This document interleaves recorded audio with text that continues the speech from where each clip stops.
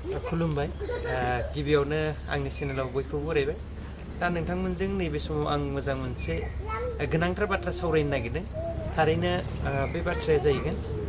नैबे साखाथियाव जिरायनाय सासे लाइमोन बिथाङा सासे मोजां आबादारि थारैनो बिथांजों माखासे बाथ्रा जों मिथिनो गोनां बाथ्राया बेनो जाहैबाय जोंनि बे हालामाव सबसे गोरानसिन धेमाजि जिल्लानि बोरिसिन आरो गोरानसिन जायगा जायखौ जोङो सिमेन्टसापुरि सानजारि नोगोरनि सिङाव थानाय समफुं पन्चायतनि 3 नं लग्लं गामियाव गोरानसिन होनोबा दखरसेसो गोरान आबाद फोथार दङ आरो बे आबाद फोथाराव ओरैबायदि समायना जे बिथाङा गय आबाद बा गय बिफांनि बारि बानायदों लोगोसे खुसेर बागान बानायदों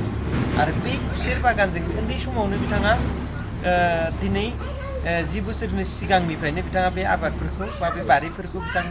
बिथाङा बानायबोदों थारैनो बिथांनि जि बे साखाथि बाखाथि जों दिनैसिम बेबायदि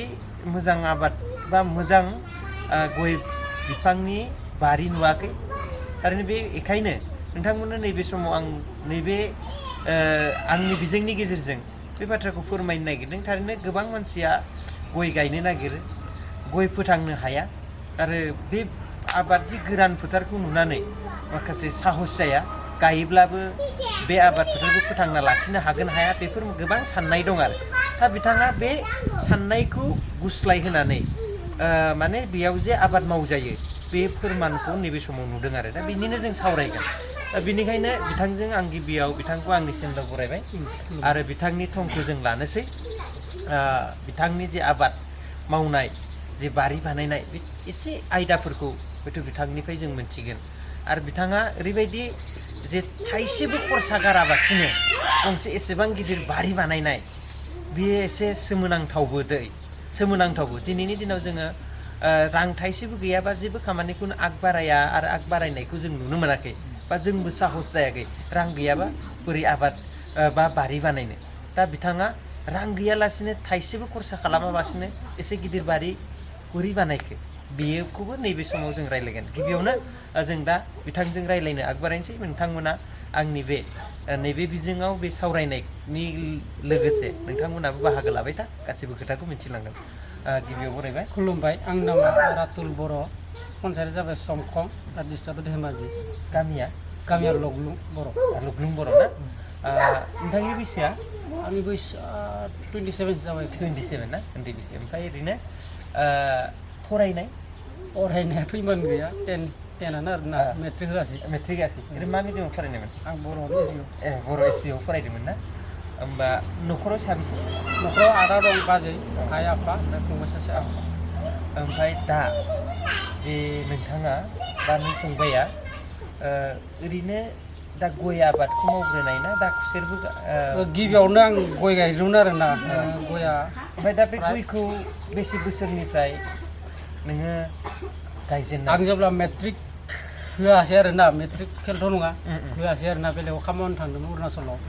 बे समनिफ्रायनो आबादनि सायाव एसे इन्टारेस्ट दंमोन आरो ना बेनि उनाव लासै लासैनो आं न'आव फैनानै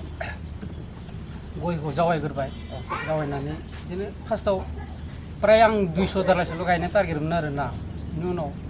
बारायनायावनो दा एसे बारा जाबाय ना ओमफ्राय दा नोंनि बारियाथ' जोबोद समायना जाबाय ओमफ्राय बे गय जे नों फंबायनाव थाइसेबो रां गैयामोन होनदों बै गय जोलै फिथाइखौ बबेनिफ्राय बायजेनखो फार्स्ट आं फुलि लाबोदोंमोन बेनि जोंनि साफारिनिफ्रायनो आरो ना ओमफ्राय बेथ' साक्सेस जायाखै सब थैजोबदों बेनि उनाव आं गावनो न'नि फिथाइखौ हाननानै जावायबाय फांबेसे बिफांनि फिथाइ फांसेयानो थैयो गया बारा नाङा 200 दालल'सोमोन टारगेटआ आंना 200 दाला थांनायनि उनावसो आं बारायनानै दा दिनै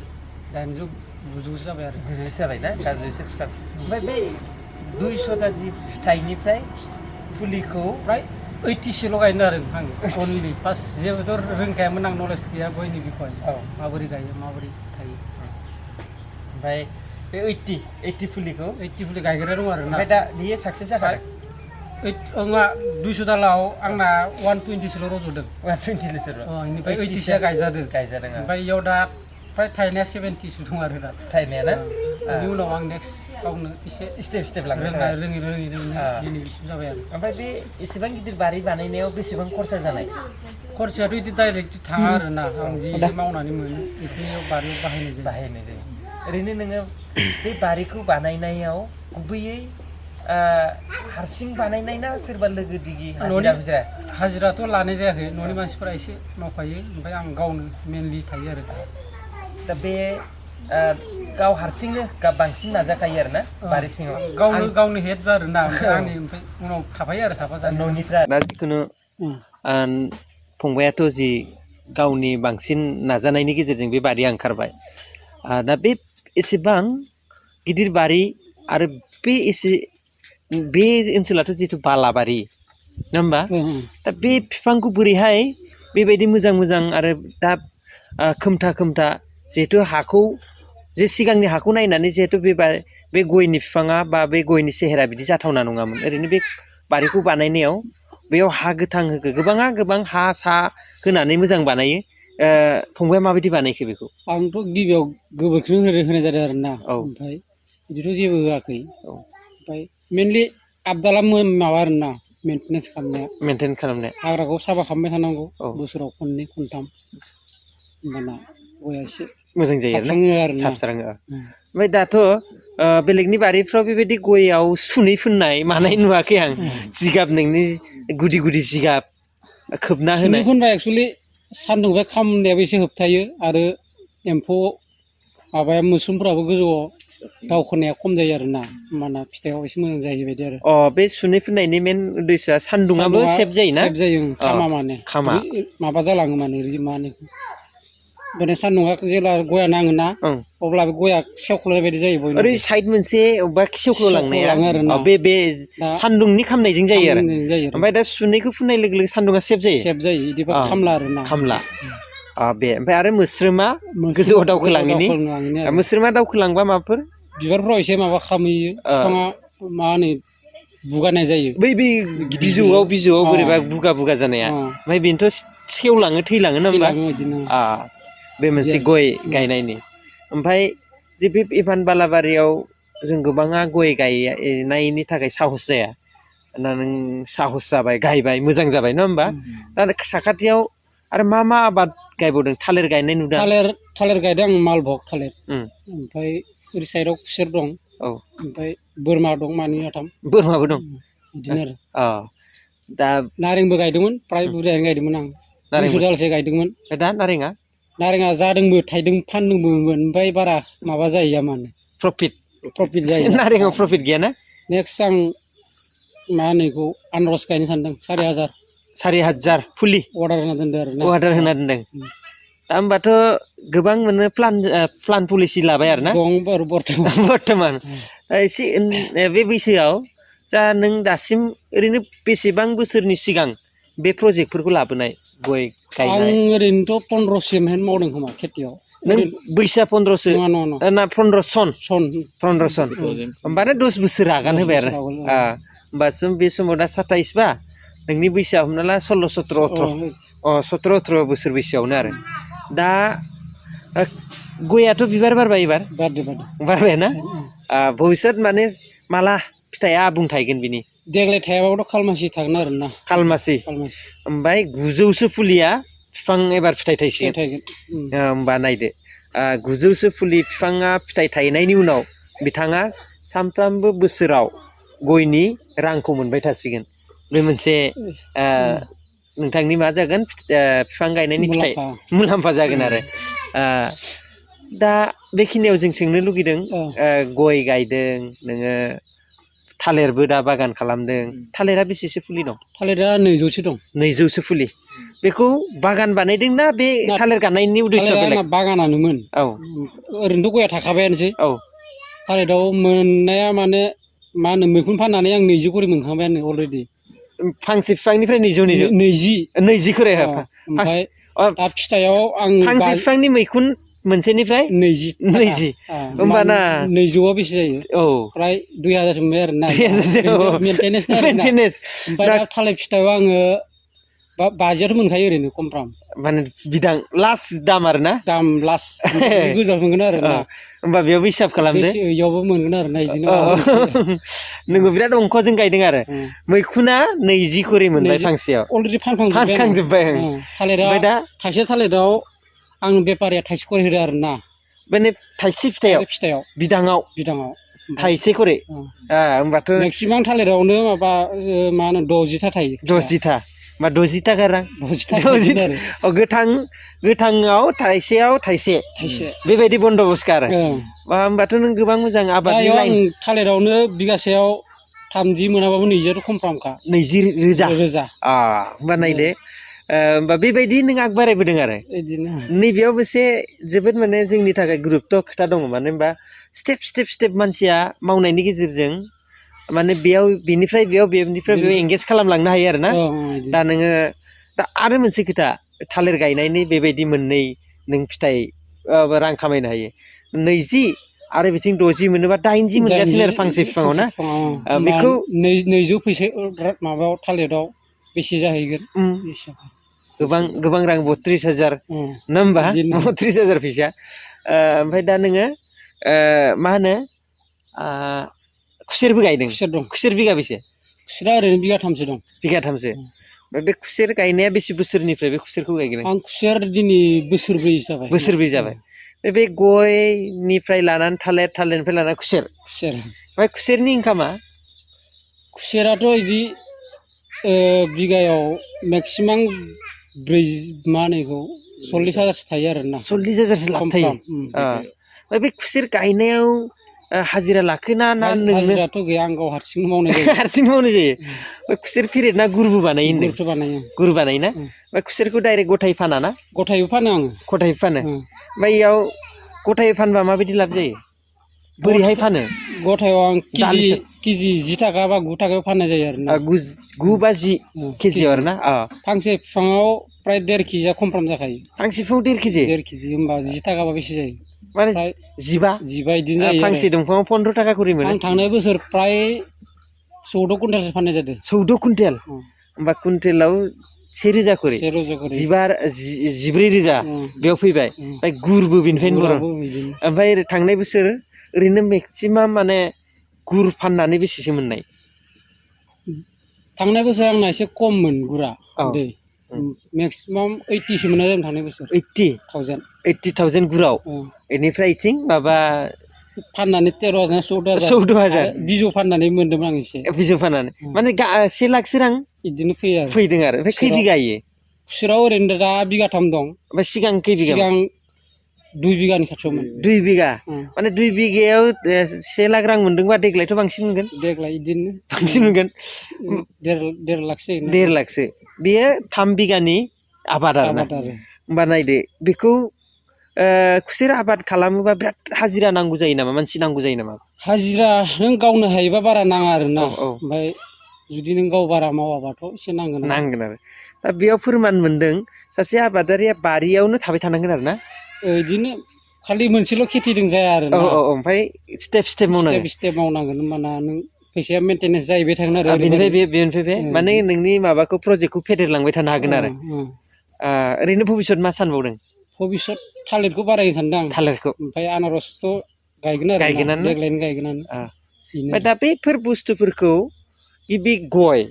ओमफ्राय बिनि उनाव बोरै बेबायदि फेदेरलांबाय थानाय गोसोआ माब्रै बिदि आग बारायलांबाय थानाय आं गिबियावनो गय गायदोंमोन आरोना 200 दालनि टारगेटमोन ओमफ्राय गयाथ' जायाखैमोन फार्स्टआव फेल जाबाय ओमफ्राय आंखौ गायफिनबाय बे न'नि बिफांनि फिथाइखौनो फबनानै गायनायावनो दा बिदिनो बारायलांबाय आरो ओमफ्राय दा गयल'दोंनो सोलिनो हाया ना दा बर्थमान ओमफ्राय खुसेरबो गायबाय आं दा खुसेरावबो एसे मोनबाय ओमफ्राय थालिरबो गायबाय दं दा थालिरावनो आरो बिदिनो दा आंनाव टटेल 13 बिगासो हा दं आरो ना 13 बिगासो हाया माने बेबायदि खुसेर गय थालिर बेबायदि लानानै दाथ' थालिर गयनि जायगायावनो थालिर नङा होमबा ओमफ्राय थालिरनि थाखाय एक्सट्रा बेलेग बारि बानायनो गोनां जायाखै ओमफ्राय दा आनारसखौ बेसे हाजार 4,000 अर्डार 4,000 बे बेसेसो बिगा हा नांगोन बेयाव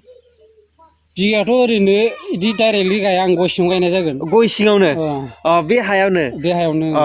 माने नोङो बे बारि मोनसेयावनो गोबां आइटेमनि बागान बानायना रां खामायनो नागिरदों आरो औ ओमफ्राय दा ओरैनो बे गुर सुर दा गुर फाननोबा नों डाइरेक्ट साप्लाय ना नों न'आवनो आं फ्राय न'आवनो दानना फाननाय बायदि जायो न'आवनो दानना फाननाय जायो माने नोङो गावनो प्रडाक्ट खालामबाय गावनो बेफारबो खालामबाय गावनो बारियावबो खामानि मावबाय गासै दायथ'खौ नोंनो हारसिंनो खामानि लाखायो आरोना न'नि मानसिया एसे न'नि मानसिया बांसिन जेनेबा नों बांसिन लाबाय मेन जाबाय ओमफ्राय न'निफ्रा साफ्रोमबो हेफाजाब होबाय दा नंगौ जोङो जुदि न'आव ओरैनो थास्लायस्लाय जुदि बेबायदि मावोब्ला हयथ' गोबां न'नि रां खामायनाया एसे सहस जायो आरो दा उनाव मा सानदों साननायाथ' आं बिदि जेबो सानाखै खेथिखौनो मावबाय थागोन आरो खेथिखौनो मावबाय थागोन ना ओमफ्राय मा होनो आनारसखौ गायगोन आं एसे बुरजायैनो आनारसआव बेसे मोनो नायग्रोनोसै प्रेक्टिकेल बिदिनो आरो दा बेबायदि मालाबा सोरबा बा गोबां मानसियानो आबादनि मुङाव लन बा गभमेन्टनिफ्राय साबसिडि माबा बुस्थु बाहिनि सरकारि बुस्थुफोर एग्रिकालसारनिफ्राय लानानै गभमेन्टनिफ्राय गोबां बिदिनो माबाफोर मोनो सहायफोर मोनो बेबायदि मालाबाफोर सोरबाफोर खौरां लादों ना सहाय मोनफेरबाय ना मोनाखै सहायथ' बिदि लानाय जायाखै ओमफ्राय जोंनि बिकेडब्लिउसि बेनिफ्राय मोनदों आरोना एसे मा बुस्थु मोननाय मा स्पेयार मोनसे मोनदों स्पेयार मोनसे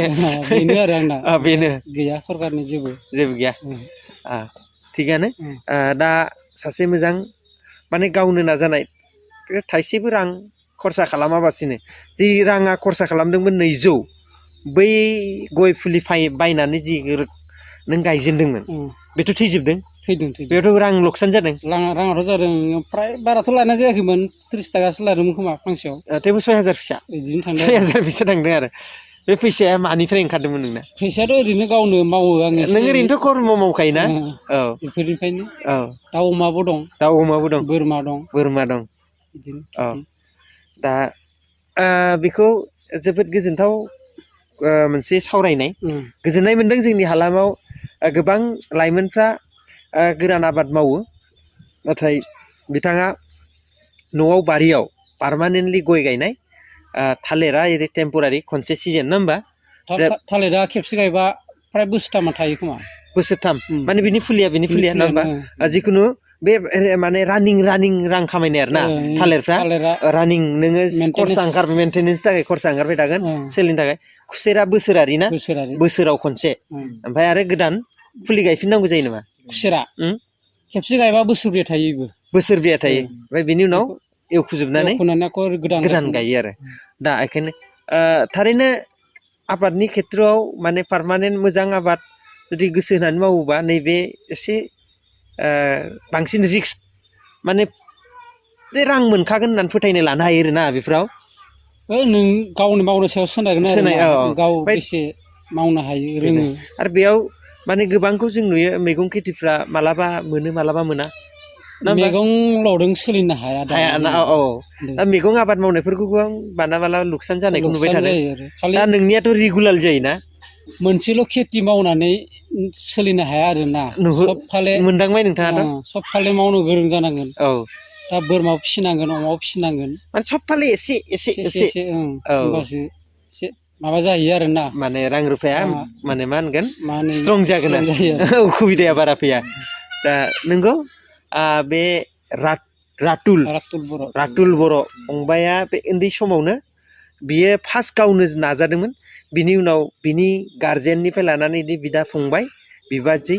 न'खरानो बेजों हेफाजाब होबाय दा नैबे पर्जायाव फैबाय दा नैबे समाव आं नोंथांमोननि गेजेराव बेखौ फोरमान होनो नागिरदों जे बिथाङा एकदम थाइसेबो रां गैयाबासिनो गावनि हाया गोलैना थानाय हाखौ नै अबस्थायाव लाबोबाय बे नंगौना नङा बे अबस्थायाव लाबोबाय आरो दा बेखौ जों बयबो बेबायदिनो सासे आबादारि जानांगोन मानो होनबा दिनै जोंनि ओनसोलाव गोबां हाफ्रा ओरैनोसो दङ दा जों गुबुन आबादखौ मावनानै जुदि बेबायदि बारि बुरा बानायोब्ला निस्सय जोंनि ओनसोलाव माने बेबायदि गोरिब बा जोङो रां रुफानि खस्थ' जानाय नङा बेखौ जों नुहुरदों आरो दा नैबे भिडिअनि गेजेरजों नोंथांमोना मिथिबाय बिथाङा एकदम आरो मोनसे खोथा अ जि नों फुंनिफ्राय बारियावनो थाबाय थायो प्राय बारियावनो 12 घन्टाया जायो आरो 12 घन्टा बारियावनो बिदि। खैथानिफ्राय खैथायाव ओंखारलाङो नों फुंनि आं सिखारनानै साहा लोंबाय आरो बारियाव थांखाबाय खैथासोआव ओरैनो सिखारनाय नोंना हुदा 4:30 जायो आंना दैलि 4:30 दैलि दैलि ओमफ्राय खैथायाव फैयो न'आव न'आव बिदिनो न'आवनो थानाय जाखायो औ ओमफ्राय बारियाव थांलाय फैलाय जाबाय थांलाय फैलाय खामानियाथ' नन स्टप जाबाय थायो नन स्टप माने 12 घन्टा बिथाङा हमना ला 4टानिफ्राय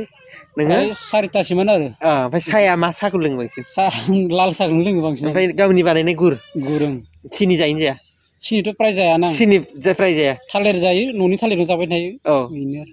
ओमफ्राय दा फंबाया निजेनि गुर ओंखारनायनिफ्राय सिनि जाथला जोबोद गोथाव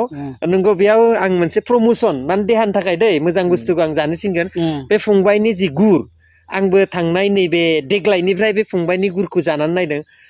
जेसेबां आं उन्दैनिफ्राय मागो बैसागो दमासि हाथायफ्राव बायना जादोंमोन खिन्थु बे हाथायनिखौ साबसिन नंदोंमोन खिन्थु बिनिखौ जानायनि उनाव हाथायनिया डुप्लिकेट होननानै आं फोरमान मोनबाय आरो ना हाथायनिया मा जायो जोंनिफ्राय लांनानै बेखौ रिपेयारिं बानायनासो फानफिनो बिसोरो आरो रिफारिं बानायबावो बेनिखायनो टेस्ट गोदैयानो थिगानो थायो खालि एसे टेस्टआ बेलेग जायो बेलेग जायो ओमफ्राय जानायाव एसे मोजां नाङा मोजां आरो दामा एसे खम जाहैयो जोंनिसाय बिदि माने एसे खम जायो ओमफ्राय जों मा खालामदों डुप्लिकेटखौ जादा डुप्लिकेटखौ अरिजिनेल सानना लादों अरिजिनेलखौ जानाय लोगो लोगो होमबासो डुप्लिकेटखौ फोरमान मोनदों आरो मिक्सार जायो माबा मोनसे मिक्सार जायो ओरैनो मा मिक्सार खालामो बायदि बेखौथ' आं नुफेराखै डाइरेक्टलि खालि जोंनिफ्राय लांनानै बिसोर गुदामाव माबा हैयो आरो ना एसे माबा बानायहैयो आरो रिपेयारिं ओमफ्राय दा न'आव बानायनाया ओरैनो गुराव मा होयो ना खुसेरजों जाथारो ना माबा मोनसे जोंनिया खालि दा खुसेर बानायनायाव ओरैनो न'नि खुसेरा मा होनानै बानायनाय जायो खुसेरा जोंना बुर बिदैखौनो बानायो आरो ना ओमफ्राय जेबो होआ जेबो होखाया माने एकदम पियर माने खुसेरनि बिदै खुसेरानो आरो दा जोंना एसे बिदिबा लस जायो आरो ना बिदि आरो ओमफ्राय जिखुनु अरिजिनेल बुस्थुखौ अरिजिनेल आरो ओरैनो दा किलु बेसेसो न'निफ्राय हरनाय जायो जोंथ' बिदि फायखारि हिसाबावबाथ' 80 हरो 80-70 हरो केजि 80-70 गामियावबा बिदिनो हरसिगोन आरो नायनानै माने गामियाव लकेल जाबाय न दा बेखिनियानोमोन बिथां फंबाय रातुल बर'जों जों दिनै दान्दिसे सम नैबे समाव दान्दिसे मोगा मोगि बिथांनि जि आबाद आरो बिथाङा बे समावनो गोबां माने आबादाव नांथाबनानै गय बारि थालिर बारि खुसेर बागान दा गयखौ नायोब्ला बिथांनि जिउआव बे गयजोंनो बिथाङा जिउखौ आराम गावनि दिनखौ सोलिलांनो हासिगोन बियो रोखा जाबाय आरो फैबाय थानाय समाव बिथाङा गोबां खामानि मावबावनो नागिरदों बिथांनि बे सिमां आरो बिथांनि जि मावनाय थुलुंगाथाव आरो बाख्नायथाव गोजोननाय थाबाय बेखिनि जोंनि गेजेराव सम होनायनि थाखाय गोजोननाय थाबाय गोजोननाय आरो इयुनाव जोङो बेबायदि नोंथांखौ लोगो मोनबाय थागोन आरो नोंथांनि बे मावनायखौ नुनानै इयुन फैबाय थानाय जोलैफ्राबो जाहाथे बेबायदि आबादारि सासे मोजां आबादारि जायो बिथां जोंना उपेन बसुमतारी बिथाङाबो जोंजों बे समाव जोंनि जि सावरायनाय खोनासंनायनि थाखाय नोंथांखौबो गोजोननाय थाबाय गोजोन्थों